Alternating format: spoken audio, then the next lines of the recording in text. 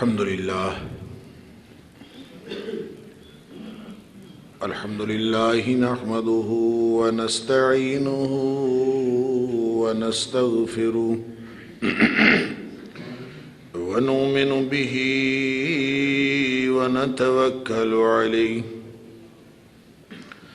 ونعوذ بالله من شرور أنفسنا ومن سيئات أعمالنا من يهده الله فلا مضل له ومن يضلل فلا هادي له ونشهد أن لا إله إلا الله وحده لا شريك له ونشهد أن محمدًا عبده ورسوله أرسله بالحق بشيرا ونذيرا بين يدي الساعة فمن يطع الله ورسوله فقد رشد واهتدى ومن يعص الله ورسوله فقد ضل وغوى فإنه لا يضر إلا نفسه ولا يضر الله شيئا نسأل الله ربنا أن يجعلنا ممن يطيعه ويطيع رسوله ويتبع رضوانه ويجتنب سخطه فإنما نحن به وله أما بعد فإن خير الحديث كتاب الله وخير الهدي هدي محمد صلى الله عليه وآله وسلم وشر الأمور محدثاتها وكل محدثة بدعة وكل بدعة ضلالة وكل ضلالة في النار فأعوذ بالله السميع العليم من الشيطان الرجيم من همزه ونفخه ونفثه بسم الله الرحمن الرحيم إن الذين يحبون أن تشيع الفاحشة في الذين آمنوا لهم عذاب أليم في الدنيا والآخرة والله يعلم وأنتم لا تعلمون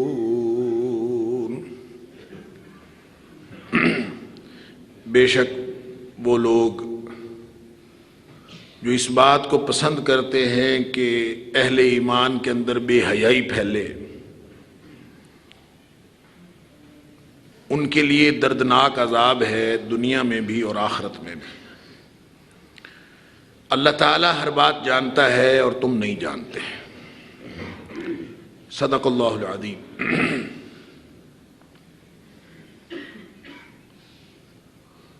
اللہ تعالیٰ نے جو دین ہمیں دیا ہے اپنے نبی کریم صلی اللہ علیہ وآلہ وسلم کے ذریعے سے، وہ دین ہر اعتبار سے انسانوں کے احساسات کے اعتبار سے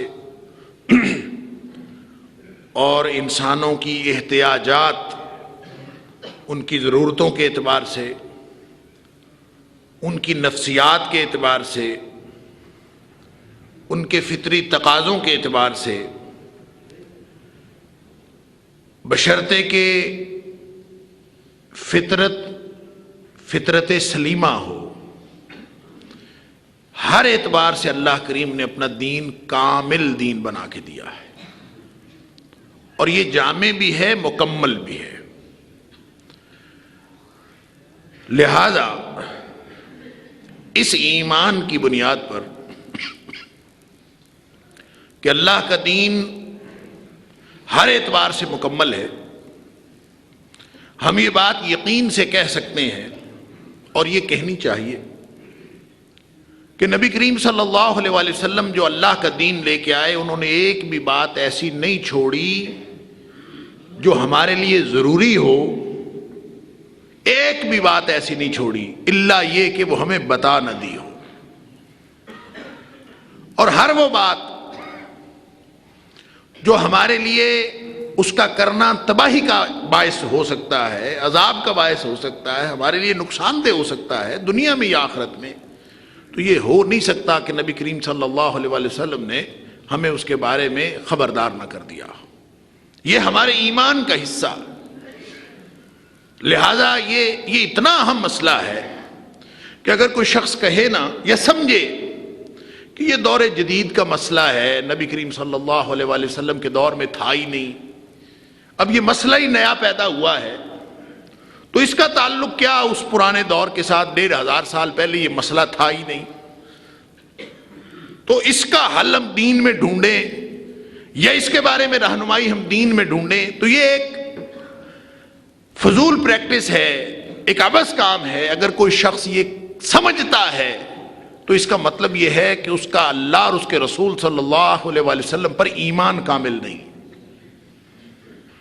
اسی لیے امام مالک رحمۃ اللہ علیہ فرمایا کرتے تھے کہ جو شخص یہ سمجھے نا کہ میں آج کوئی نیا کام دین میں پیدا کر لیتا ہوں تو کام تو اچھا ہے نا، یعنی کتنے کام ہیں جو ہم سمجھتے ہیں اچھے کام ہیں اور ہم اچھے کام سمجھ کے کر لیتے ہیں، یا ہم کہتے ہیں حرج تو کوئی نہیں نا، کیا حرج ہے یہ کر لینے میں، کام اچھا ہے تو اس کو کر لیتے ہیں، اور اس کو دین کا کام سمجھ کے کرے کوئی شخص، اللہ اکبر۔ تو امام مالک رحمۃ اللہ علیہ فرماتے ہیں کہ اس کا مطلب ہوگا انہ زعم، اس کا مطلب یہ ہوگا کہ اس نے یہ گمان کیا، کیا ان محمدن قد خان الرسالہ، کہ نبی کریم صلی اللہ علیہ وآلہ وسلم نے رسالت پہنچانے میں بددیانتی سے کام لیا ہے، نعوذ باللہ من ذالک، خیانت کی ہے نبی کریم صلی اللہ علیہ وسلم نے، نعوذ باللہ من ذالک ثم نعوذ باللہ من ذالک۔ اگر کوئی شخص یہ سمجھتا ہے کہ یہ کام اچھا ہے میں کر لیتا ہوں، اور اسی طرح یعنی یہ کامل یقین، ایک حدیث ہے اور نبی پاک صلی اللہ علیہ وسلم نے فرمایا کہ ما ترکت شیئا، میں نے ایک بھی چیز ایسی نہیں چھوڑی جو تمہیں یقربکم الی اللہ ویبعدکم من النار، جو تمہیں اللہ کے قریب کر سکتی تھی اور آگ سے بچا سکتی تھی، ایک بھی چیز میں نے ایسی نہیں چھوڑی، الا امرتکم بہ، مگر میں نے اس کا حکم تمہیں دے دیا ہے۔ وما ترکت شیئا، ایک بھی چیز میں نے ایسی نہیں چھوڑی، یبعدکم من اللہ ویقربکم الی النار، جو تمہیں اللہ سے دور کر سکتی تھی اور جہنم کے قریب کر سکتی تھی، الا نہیتکم عنہ، مگر یہ کہ میں نے تمہیں اس سے منع کر دیا ہے۔ لہٰذا جو بات نبی کریم صلی اللہ علیہ وسلم نے منع فرما دی اس میں کبھی کامیابی نہیں ہو سکتی، جس بات میں نبی کریم صلی اللہ علیہ وآلہ وسلم نے حکم دے دیا اس کو کیے بغیر کامیابی نہیں ہو سکتی، اس کو جو چھوڑے گا وہ ناکام ہوگا۔ بیس لائن طے ہو گئی۔ اب ہمیں کیا ضرورت ہے ادھر ادھر سے رہنمائی لینے کی؟ کیا ضرورت ہے اپنی سیانف استعمال کرنے کی؟ کیا ضرورت ہے اپنی اچھائی برائی کا معیار دین کے اندر پرکھنے کی؟ اور جو خاص طور پر میں نے عرض کیا، انسان کے احساسات، انفرادی اور اجتماعی نفسیات، ساری کی ساری نبی کریم صلی اللہ علیہ وآلہ وسلم نے بتا دی، اس کا حل دے دی۔ اور یہ بھی بات ایک سمجھ لیجئے کہ اسلام انسان کے ہر جذبے کو، چاہے وہ شہوت کی صورت میں ہو، چاہے وہ بھوک کی صورت میں ہو، چاہے وہ کسی نفسیاتی تقاضے کی صورت میں ہو، انسان کی ہر ضرورت کو اسلام بند نہیں کرتا، سنب نہیں کرتا، اسلام اس کو راستہ دیتا ہے، حلال کا راستہ دیتا ہے کہ حرام طریقہ چھوڑو، حلال طریقہ اختیار کرو۔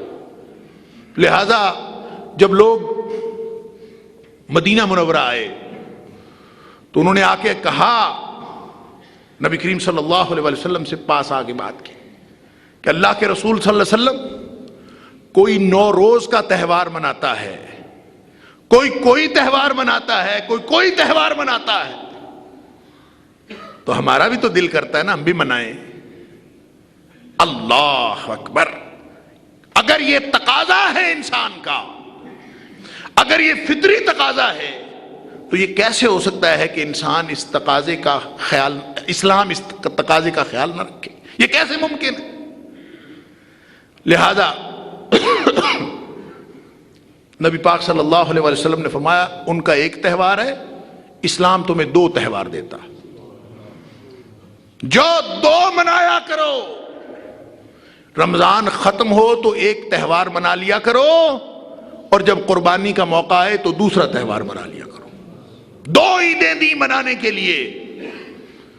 اب اس کا مطلب یہ ہے کہ اگر کوئی اور تہوار بھی منانا ہوتا تو نبی کریم صلی اللہ علیہ وسلم بتا دیتے کہ جب آئے منا لیا کرو۔ ویلنٹائن ڈے نے تو اب آنا تھا نا آ کے، لیکن دین تو کامل ہے، قیامت تک کے لیے ہے۔ نبی کریم صلی اللہ علیہ وسلم کے ارشادات کی طرف تو ہم بعد میں آتے ہیں۔ قرآن نے ویلنٹائن ڈے کے بارے میں فرمایا ہے، یعنی یہ تو آج آیا، ہم نے تو آج سے 2-4 سال پہلے نام ہی نہیں سنا تھا اس کا، اور ہمارے آباء و اجداد وہ تو سوال ہی پیدا نہیں ہوتا، یہ تو ابھی اس کا نام ہم نے سنا ہے۔ لیکن قرآن، اس کی حقانیت دیکھیے، سبحان اللہ، اس کی جامعیت دیکھیے کہ کیسے ممکن ہے کہ بعد میں آنے والے لوگ کسی چیز میں مبتلا ہونے جا رہے ہوں اور قرآن کے بارے میں رہنمائی نہ دیں۔ یہ تو زندہ کتاب ہے،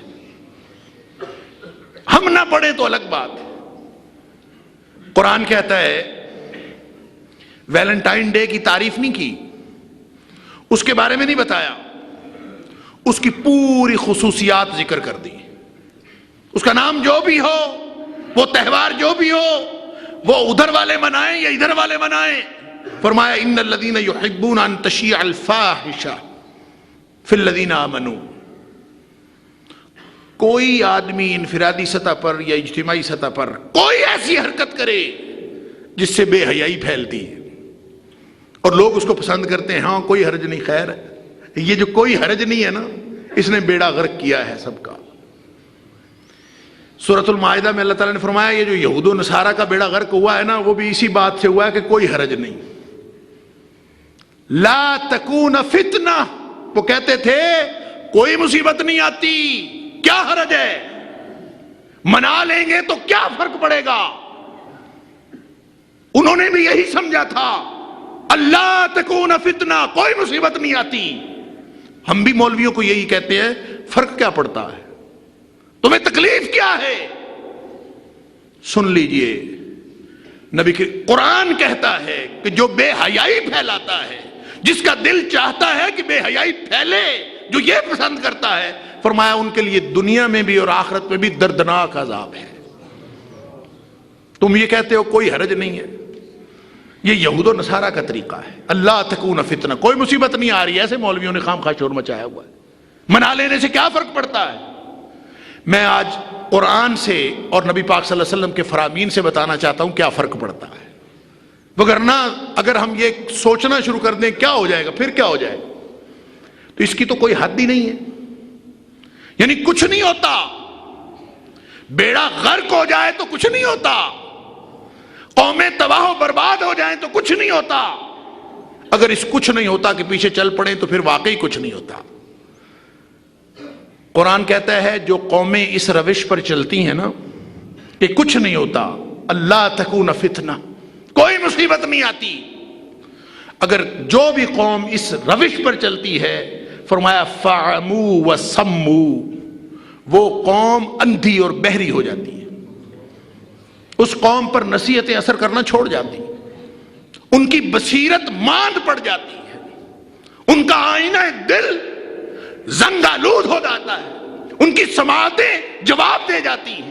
فَعَمُوا وَسَمُّوا، اللہ تعالیٰ فرماتا ہے یہ بدبخت یہودی عیسائی تو وہ ہیں، ثُمَّ تَابَ اللَّهُ عَلَيْهِمْ، اللہ نے ان کو ایک موقع اور دیا تھا، ثم عموا وصموا، لیکن وہ بدبخت اپنی روش سے باز نہیں آئے تو اس کے باوجود لوگ اندھے اور بہرے ہوتے رہے۔ اللہ اکبر۔ تو ٹھیک ہے، اگر کوئی حرج نہیں تو پھر اس کا نتیجہ تو یہی نکلے گا فعموا وصموا۔ دنیا میں بھی دردناک عذاب ہے، لہم عذاب علیم فی الدنیا والآخرہ۔ وہ کہتے ہیں کیا حرج ہے؟ اللہ تعالیٰ فرماتا ہے واللہ یعلم وانتم لا تعلمون۔ یہ اللہ جانتا ہے بے حیائی سے کیا ہوتا ہے۔ جس قوم میں بے حیائی پھیل جائے، حیا ختم ہو جائے، بے حیائی پھیل جائے، تو اس قوم پر کتنا بڑا عذاب آتا ہے یہ اللہ جانتا ہے، تم نہیں جانتے۔ اللہ اکبر۔ لوگ تاریخ بتاتے ہیں، علماء کرام بھی، کہ یہ جو 14 فروری کا دن ہے اس کے پیچھے حقیقت کیا ہے۔ مضامین بھی بہت سارے لکھے گئے اور لوگ ہر سال لکھتے۔ علماء کرام ممبر کے اوپر اور سٹیج کے اوپر اس کی تاریخ بیان کرتے ہیں۔ اس کی تاریخ کیا ہے؟ اللہ اکبر۔ آپ اس کی تاریخ کھنگالتے جائیے، اس کو جتنا کوریدیں گے آپ بھی شرمسار ہو، مجھ کو بھی شرمسار کر، سوائے بے حیائی کے کچھ نہیں۔ اس کی جتنی بھی تاریخ ہے یہ بے حیائی کی تاریخ ہے، یہ بے حیائی کا تہوار ہے۔ اور حیا نبی کا یہاں فرمایا ہے ان تشیع الفاحشۃ فی الذین آمنوا، یہ نہیں فرمایا کافروں کے اندر بے حیائی پھیلاتے ہیں۔ کافر تو ہوتا ہی بے حیا ہے۔ اس کی وجہ یہ ہے کہ حیا کا تعلق ایمان سے ہے، حیا کا تعلق کفر سے نہیں ہے۔ الحیاء شعبۃ من الایمان، حیا ایمان کا حصہ ہے۔ اور جن لوگوں کو ایمان کی خبر ہی نہیں ہے ان لوگوں کے ہاں حیا کہاں سے آئی؟ بے حیائی ہے، اور بے حیائی کی پھر کوئی حد نہیں ہے۔ جب ایک دفعہ بے حیا ہو گیا کوئی شخص، اللہ اکبر، نبی کریم صلی اللہ علیہ وسلم فرماتے ہیں اذا فاتک الحیاء، جب حیا جس کسی قوم میں کسی فرد میں باقی نہیں رہی، فصنع ما شئت، تو پھر کوئی حد باقی نہیں رہی، پھر بے حیائی کی بہت وسیع حدیں ہیں، جہاں مرضی جو مرضی کرتے پھر فصنع ما شئت، پھر جو مرضی کرو۔ پھر وہ معاشرے کے اندر اثرات تو دیکھیں، جس معاشرے میں بھی بے حیائی ہے اس کے اثرات دیکھیں۔ اذا لم تستحی، جب حیا نہیں کرنا تو فصنع ما شئت، پھر جو مرضی کرتے رہے۔ تفصیلات ایسی ہیں اس بے حیائی کے نتیجے میں جو بیان نہیں کی جا سکتی۔ یعنی اس رشتے کہاں باقی بچے ہیں؟ آپ انٹرنیٹ کھول کے تو دیکھیں، نہ کوئی ماں اور بیٹے کا رشتہ باقی بچا ہے، نہ بیٹی اور باپ کا رشتہ باقی بچا ہے۔ اور گرل فرینڈ اور بوائے فرینڈ کی بات تو بہت پرانی ہو گئی۔ جب کسی قوم پر بے حیائی پھیلتی ہے تو کتنی تباہی اور عذاب آتا ہے یہ اللہ جانتا ہے، تم نہیں جانتے۔ اور اگر نہیں یقین آتا تو ان قوموں کا مشاہدہ کر لو، ان کے معاشروں کا مطالعہ کر لو، جہاں بے حیائی تھی آج وہاں پہ کیا ہوا پڑا ہے۔ اور وہ سارے رشتے، کوئی انسانیت ہی باقی نہیں بچی۔ آپ اسلام اور ایمان کی بات تو دور کی کریں۔ لہذا فرق کیا پڑتا ہے میں یہ بتانا چاہتا ہوں۔ فرق یہ پڑتا ہے کہ سب سے پہلا فرق یہ پڑتا ہے کہ جس گھر میں حیا نہیں اس گھر میں ایمان نہیں، جس دل میں حیا نہیں اس دل میں ایمان نہیں، اس لیے کہ الحیاء شعبۃ من الایمان، یہ تو ایمان کا حصہ ہے۔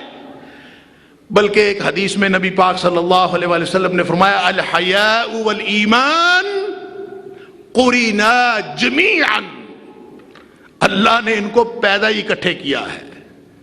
حیا اور ایمان کو اللہ نے پیدا ہی اکٹھے کیا ہے۔ اذا رفع احدہما، جب ایک چلا جاتا ہے تو پھر دوسرا نہیں رہتا وہاں پہ۔ اذا رفع احدہما، جب ان دونوں میں سے ایک چلا جائے تو پھر دوسرا بھی باقی نہیں رہتا۔ رفع الآخر، دوسرا لازماً فوراً چلا جاتا ہے، اس لیے کہ اللہ نے ان کو پیدا ہی اکٹھے کیا ہے۔ ایمان نہیں تو حیا نہیں، اسی لیے جہاں بے حیائی دیکھو سمجھ لو ایمان وہاں سے رخصت ہو چکا ہے۔ اور جو لوگ پھیلانا چاہتے ہیں کہ مومنوں کے اندر بے حیائی پھیلے، اس کا مطلب ہے وہ ان کو ایمان سے خالی کرنا چاہتے ہیں. یہ فرق پڑتا ہے. واللہ یعلم وانتم لا تعلمون. اس بے حیائی کے ساتھ آپ جو بھی رابطہ جوڑے، ناتا جوڑے. کل پرسوں ایک آدمی میرے سے مسئلہ پوچھ رہا تھا کہ اگر کوئی آدمی 14 فروری کو اپنی زوجہ کو، اپنی بیوی کو، جو لیگل بیوی ہے اس کو اگر پھول پیش کر دیتا ہے تو کیا حرج ہے؟ اللہ اکبر. طبیعت تو چاہتی ہے کہ کوئی حرج نہ ہو، اور دل چاہتا ہے کہ اس میں حرج نہیں ہونا چاہیے، لیکن یہ 14 فروری کو جو پھول دیا ہے یہ 13 یا 15 کو کیوں نہیں دیا؟ کیا فرق ہے اس بات میں؟ اگر وہی پھول 13 کو دے دیں، 15 کو دے دیں، تو فرق یہ پڑتا ہے کہ اس بے حیائی کے تہوار کے ساتھ رشتہ نہیں جڑتا.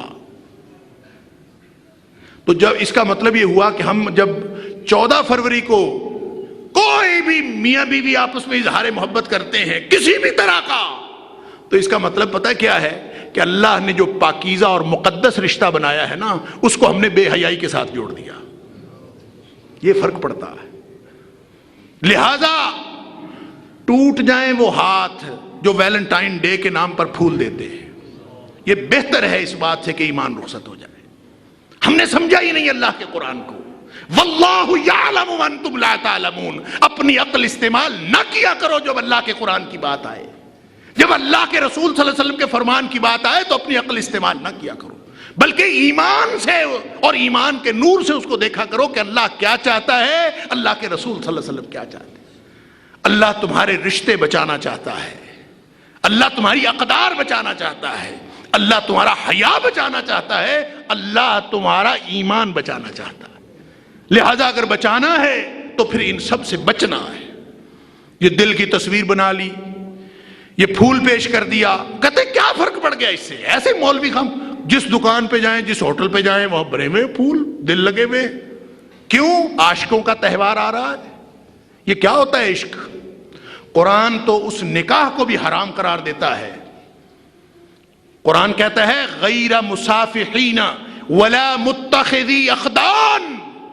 جو افیئر چلا کے نکاح کرتے ہیں، قرآن اس کو شرط کے طور پر حرام قرار دیتا ہے کہ اگر بے حیائی ہے اس کے پیچھے، اگر پہلے افیئر چلا ہے، اگر پہلے اس کے پیچھے گفتگوؤں کا ایک لمبا سلسلہ ہے اور چوری چھپے دوستی کی ہوئی ہے، تو فرمایا ایسا نکاح نہ کرو. وہ نکاح کرو جس میں کوئی بے حیائی کا شائبہ نہ ہو. یہ پاکیزہ اور مقدس رشتہ ہے. ہم اس پاکیزہ اور مقدس رشتے کو اس بے حیائی کے تہوار کے ساتھ جوڑ کے ہم کیا کر رہے ہیں ہمیں معلوم ہی نہیں ہے. نہیں معلوم تو پھر اللہ کے قرآن سے تو پوچھ لیں. ان الذین یحبون الفاحشۃ یحبون ان تشیع الفاحشۃ فی الذین آمنوا لہم عذاب علیم فی الدنیا والآخرہ. ان کے لیے دنیا میں بھی دردناک عذاب ہے اور آخرت میں بھی دردناک عذاب. یہ کہانیاں دور کی نہیں ہیں، بڑی قریب کی ہیں. ان لوگوں سے پوچھیں جو باہر بیٹھے ہوئے ہیں. اپنے گھر میں بیٹی بوائے فرینڈ لے کے آ جاتی ہے، اپنے گھر میں، اور باپ بے بس ہے، وہ اس کو روک نہیں سکتا. پھر یہ عذاب ہے دنیا کا. اس سے بڑا عذاب کیا ہوگا؟ اور ہم اگر یہ چاہتے ہیں کہ یہ عذاب ہمارے اندر بھی آ جائے تو پھر ٹھیک ہے، منائیں. سنا ہے کہ اسلام آباد والوں نے اسلام آباد میں ویلنٹائن ڈے منانے پر پابندی لگائی ہے. ان کو بتانا چاہیے یہ پورا ملک اسلام آباد ہے. پورے ملک میں لگائیں اور ہر گھر میں لگائیں. اور یہ کام چٹکی میں ہو سکتا ہے، ایک چٹکی میں. اگر کسی نے بے حیائی روکنی ہو تو ایک چٹکی میں. سارا میڈیا یہی کام کر رہا ہے، سارے لوگ یہی کام کر رہے ہیں. الیکٹرانک میڈیا کیا، پرنٹ میڈیا، سارے اسی طرف. تو جب وہ فحاشی اور بے حیائی پھیلائیں گے تو پھر اس دھرتی پر اللہ کا عذاب نہیں آئے گا تو اور کیا ہوگا؟ لہم عذاب علیم فی الدنیا والآخرہ. تو اگر اس سے بچنا ہے تو ہم اپنے حیا کی حفاظت کریں تاکہ ہمارے ایمان کی حفاظت ہو. نبی کریم صلی اللہ علیہ وسلم نے فرمایا، ترمذی شریف کی حدیث ہے، سن لیجئے، جہاں بے حیائی آ گئی، تھوڑی آئی زیادہ آئی. یہ جو میں نے بات کی ہے نا کہ پاکیزہ رشتہ گدلا ہو جاتا ہے، یہ میں نے اپنی طرف سے نہیں کی، یہ نبی پاک صلی اللہ علیہ وسلم کا فرمان ہے۔ نبی پاک صلی اللہ علیہ وسلم نے فرمایا جہاں بے حیائی کا حوالہ آ گیا نا، جہاں بے حیائی کے ساتھ نسبت جڑ گئی، کہیں کیسے گفتگو، کوئی نسبت، فرمایا بے حیائی کے ساتھ نسبت جڑی، اذا کان الفحش فی شیء، معاملہ کوئی بھی ہو، کوئی چیز ہو، آپ دیتے وقت اس کے اوپر دل کی تصویر لگا دیں، آپ اس کے اوپر پھول بنا دیں، آپ اس کے اوپر 14 فروری لکھ دیں، آپ اس کے اوپر ویلنٹائن ڈے لکھ دیں، اس بدبخت بے حیا کا نام لکھ دیں یا اس کا نام لے لیں، نسبت ہو گئی۔ فرمایا الا شانہ، یہ ممکن ہی نہیں ہے کہ کسی چیز میں بے حیائی کا حوالہ آئے اور وہ چیز برباد نہ ہو، یہ ممکن ہی نہیں۔ لہذا جس نے گھر برباد کرنے ہیں وہ کریں نسبتیں بے حیائی کے تہوار کے ساتھ۔ یہ نبی پاک صلی اللہ علیہ وسلم کا فرمان ہے، ترمذی شریف کی حدیث ہے، صحیح حدیث ہے، ما کان الفحش فی شیء الا شانہ، یہ ممکن ہی نہیں ہے کہ کسی معاملے میں بے حیائی کا حوالہ ہے اور وہ اس کو برباد نہ کرے۔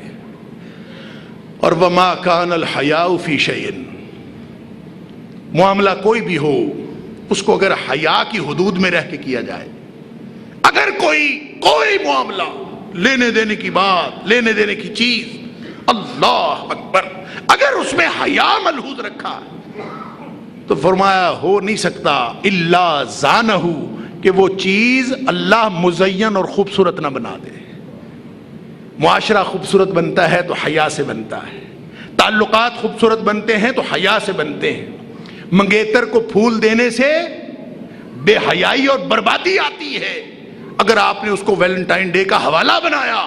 اس لیے میں کہتا ہوں کہ جب قرآن نے نفسیات کا بھی خیال رکھا، قرآن نے احساسات کا خیال رکھا، نبی پاک صلی اللہ علیہ وآلہ وسلم نے ہمارے سارے احساسات کو چینل دے دیا، بھی کسی کا دل کرتا ہے محبت کے اظہار کے لیے تو ایک نہیں 4 کر لے بیویاں، لیکن ادھر ادھر منہ نہ مارے۔ اللہ اکبر۔ تو جب وہ یہ نہیں کرتا، اس لیے کہ شیطان کہتا ہے ادھر کو جاؤ، ادھر معاملہ خراب ہے۔ نبی کریم صلی اللہ علیہ وآلہ وسلم نے فرمایا الحیاء من الایمان، حیا جو ہے ایمان سے ہے۔ اللہ اکبر۔ کوئی بھی بلکہ ایک حدیث کے اندر آتا ہے الحیاء والعی من الایمان، الحیاء والعی من الایمان۔ عی پتہ کیا ہوتا ہے؟ العی، العی یہ ہوتا ہے کہ زبان کے الفاظ بھی سنبھال کے بولا کریں، کہیں اس میں بھی بے حیائی کا شائبہ نہ آئے۔ اللہ اکبر۔ فرمایا جو شخص شرم کرتا ہے، حیا کرتا ہے، موقع نہیں ہے کہ میں اس حیا کی تعریف آپ کو بتاؤں کہ یہ کہاں کہاں اس کی اپلیکیشنز کہاں کہاں ہیں۔ حیا وہ پردہ ہے، بڑا باریک پردہ، جو انسان کو ہر جرم سے روکتا ہے، چاہے وہ اکیلا ہو، بس وہ حیا پردہ۔ طاقت ہوتی، سب کچھ ہوتا ہے، شاگرد استاد کے آگے نہیں بولتا، چاہے شاگرد بڑا ہو عمر میں۔ استاد ڈانٹ رہا ہوتا ہے، شاگرد نہیں بولتا۔ اس کا مطلب یہ نہیں ہوتا کہ شاگرد کے منہ میں زبان نہیں ہے، اس کا یہ بھی مطلب نہیں ہوتا کہ شاگرد کے پاس الفاظ نہیں ہیں۔ صرف حیا مانے ہوتی ہے کہ استاد کا حیا ہے اس کے سامنے نہیں بولنا، لیکن جس دن شاگرد استاد کے سامنے بول پڑا تو پھر حد تو کراس ہو گئی۔ اذا فاتک الحیاء فاصنع ما شئت۔ اولاد جتنی مرضی جوان ہو جائے، اپنے سے بڑا قد ہو جائے، باپ یا ماں ڈانٹتے ہیں تو وہ آگے سے نہیں بولتا، حیا مانے ہوتی ہے۔ اور جس دن یہ حیا نہ رہے، اور پھر اولاد کا منہ پکڑ کون سکتا ہے؟ پھر یہ سب کچھ ختم ہو جاتا ہے۔ قانون کی پابندی حیا کرواتا ہے کہ آپ بلکہ اشارے پہ کھڑے ہوئے نا، ریڈ لائٹ پہ، تو گرین لائٹ نہیں ہوئی پھر بھی آپ نکل گئے، یہ بے حیائی کی علامت ہے۔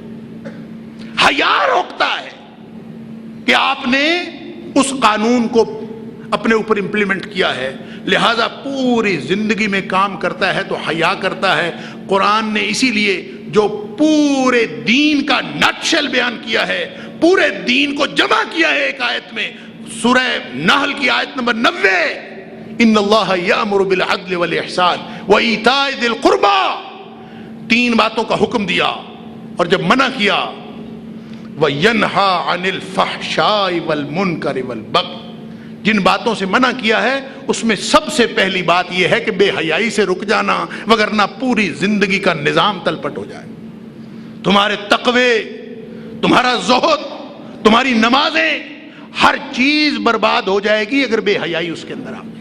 اللہ یہ حیا اس کی حفاظت کرے، اس کو بچا لیں۔